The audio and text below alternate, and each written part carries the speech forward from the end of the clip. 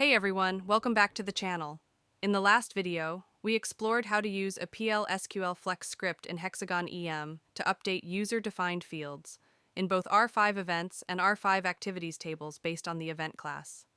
Today, we're continuing from that and diving into a post-update Flex that focuses on data validation, ensuring certain fields are properly filled out before saving a record in the R5 events table.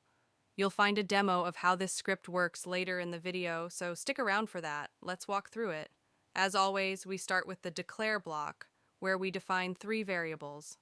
VWO stores the event code, VPR code holds the problem code, and vSafety captures the safety flag. We use %type to dynamically match the data types from the corresponding columns in the R5 events table. Inside the begin block, we use a select into statement to retrieve values from the current row, based on the special :ROWID parameter provided by Hexagon EAM. Now here's the main logic. We're checking two things. If the problem code, EVT-REQM, is null, and the safety flag, EVTA-SAFETY, is set to plus, which typically means it's marked or checked. If both conditions are true, the script throws a custom Oracle error using raise application error. The error message clearly tells the user, problem code is required when safety is checked.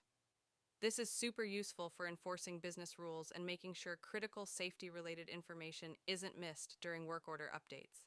Why is this important? In asset-intensive environments, especially where safety protocols matter, forgetting to assign a problem code when safety is involved could lead to compliance issues or miscommunication between teams.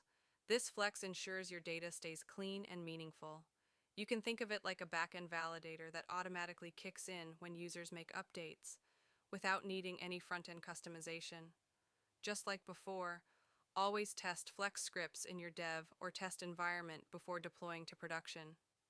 If you're enjoying this series on Hexagon EAM scripting, make sure to like, subscribe, and drop a comment if you'd like to see a video on error logging or conditional updates based on other fields.